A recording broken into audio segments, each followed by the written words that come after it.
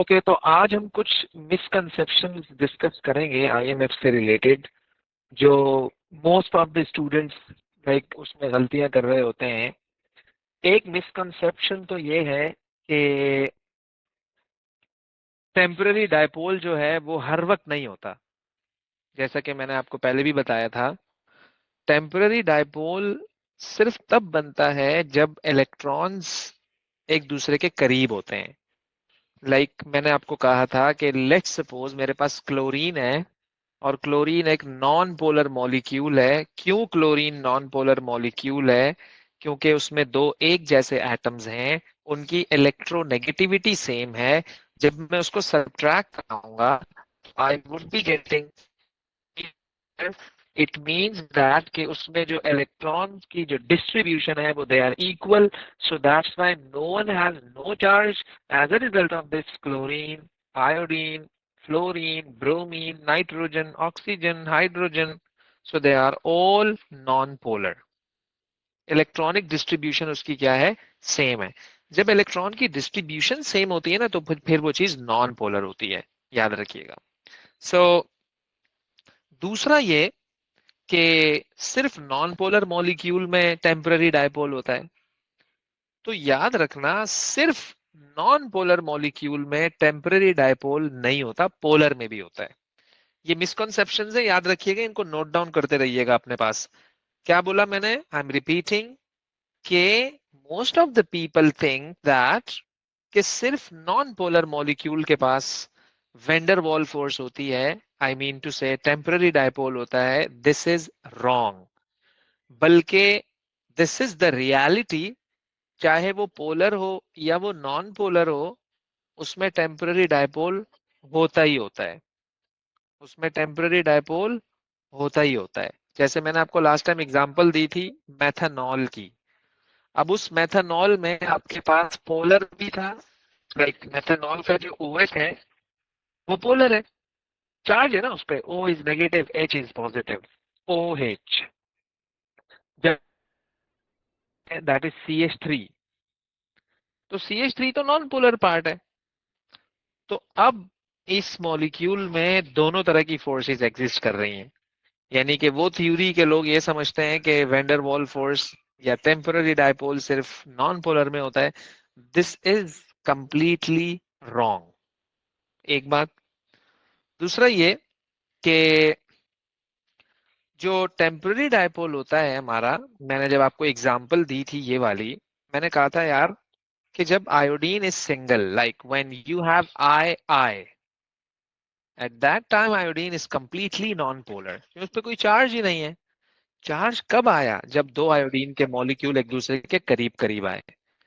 तो इनका जो इलेक्ट्रॉनिक क्लाउड होता है ना, as a result of repulsion, वो अनइक्वल हो जाता है। एक तरफ ज्यादा इलेक्ट्रॉन्स हो जाते हैं, एक तरफ कम इलेक्ट्रॉन्स हो जाते हैं। इलेक्ट्रॉनिक क्लाउड होता है ना हर एलिमेंट के around, of course they have electron. Last time आपने मुझसे क्वेश्चन पूछा था, सर ये क्या दूसरे शेल में चले जाते हैं क्या? यहाँ देखो, एडवांस केमिस्ट्री में अब हम इलेक्ट्रॉनिक क्लाउड, हमने एक टर्म इंट्रोड्यूस कराई है, इलेक्ट्रॉनिक क्लाउड।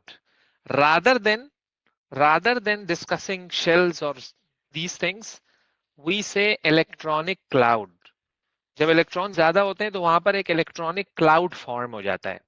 अब ऑब्वियसली आपके पास दो मॉलिक्यूल्स हैं, वो एक दूसरे के करीब आ रहे हैं, they are approaching to each other, they are coming close to each other. As a result of this, जब उन्होंने एक दूसरे को रिपेल किया, तो इलेक्ट्रॉनिक क्लाउड जो था उसमें इलेक्ट्रॉनिक डिस्ट्रीब्यूशन थी वो अनइक्वल हो गई।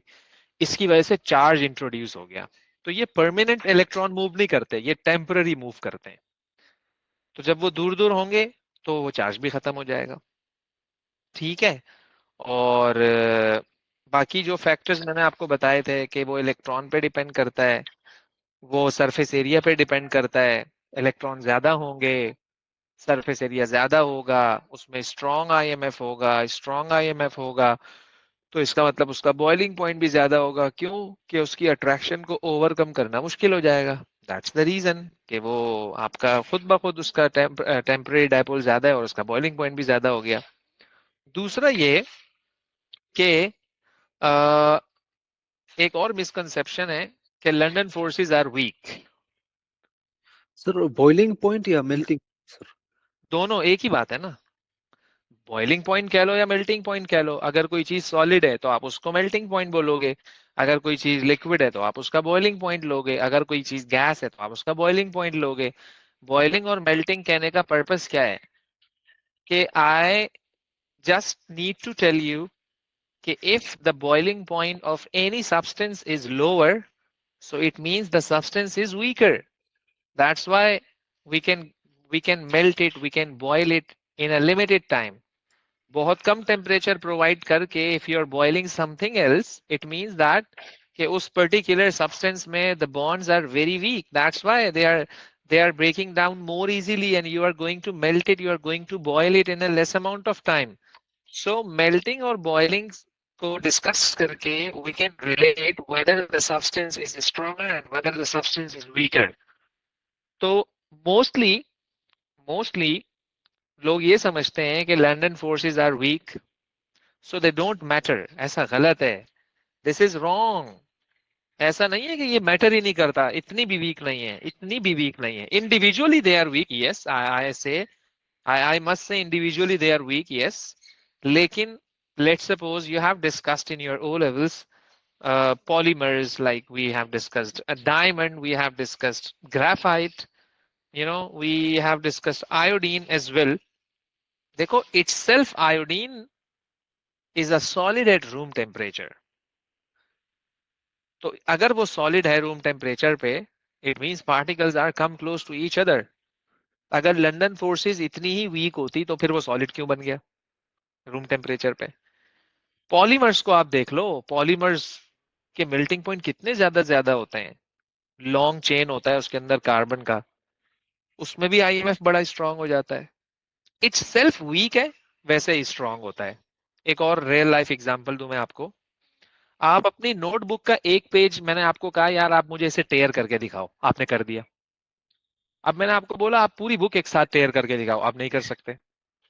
हालांकि पेजेस तो अभी भी वही हैं, लेकिन it's self individual the page were weaker, like the strength of the page were weaker. लेकिन जब वो कंबाइन हुए, when it becomes giant, like a combination of lot of pages is a giant structure, तो अब आप इसको break down नहीं कर सकते।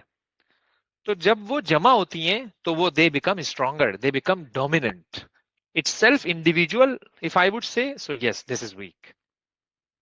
तो ये जो पॉइंट्स हैं, छोटे छोटे छोटे छोटे बारीक बारीक, we must know these points. दूसरा ये, लोग ये समझते हैं कि टेम्पररी डायपोल सिर्फ गैसेस में होता है, ये भी गलत है।